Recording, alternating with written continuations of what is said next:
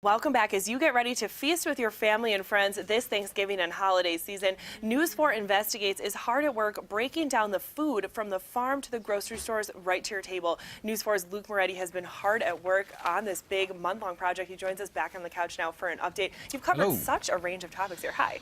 Yeah, we have, organics, conventional farming. We've done, pesticides. We did the big picture, of farming in the United States. We did, FDA inspections at the border, and the list goes on and on and on. So now we're at the point of looking at research dollars going to land-grant universities across the country to do critical research, whether it comes to, coming up with new techniques for farming and that sort of thing. And how did you come up with this topic? Well, this topic actually, in the course of doing the reporting for this entire story that runs all month long, we talked to a consumer rights group out of Washington, D.C. called Food and Water Watch.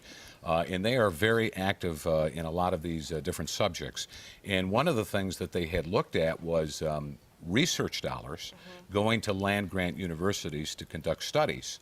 And they had found that a lot of the money that is coming in to do the research is actually coming from private sector. And some of these are food companies, big agriculture, and that sort of thing. And then when they looked at it, their position on it is that, if you get too many dollars coming from corporations or private donations, that could possibly skew the results of the research that's being done. And perhaps whoever's looking at this and doing the research at the university isn't doing so with a critical eye because the money's coming from somewhere else. That's the claim by Food and Water Watch. So we looked into that, and we actually talked to some folks at Cornell University. They happen to be the land-grant university in the state of New York, and of course they have the the College of Agriculture and Life Sciences there. We talked to some of the researchers about that, and asked them, do you feel forced or influenced in any way to kind of come up with a certain result because someone else is funding that? And it's interesting to hear what they have to say about that. Were they open with their answers? They were very much so, yeah, absolutely. And then we asked them, when you look at the whole portfolio of research dollars, how much of it is actually coming from the private sector? And they talked to us about that as well. So. And very interesting. And how does the consumer, why does that matter to a consumer, do you think? Well, I think it matters because, people are paying more attention to what's going on in terms of, the foods that they're buying. They're looking, at the farming, where their vegetables are coming from, where their fruits are coming from, with this huge increase in food being imported into the United States.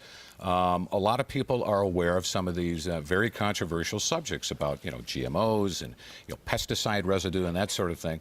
So, it's good to look at to see where that research is coming from and who's behind it, and so I think that's why people are paying attention and need to look at these things. And then next week, two things that everyone has probably had in their households, right now, antibiotics first and then milk. Yeah, it's a huge, huge issue, specifically with the use of antibiotics in food animals, and there's, all of this talk, and some studies have been done about, superbugs that are out there, antibiotic resistance that's going on. It's a huge deal.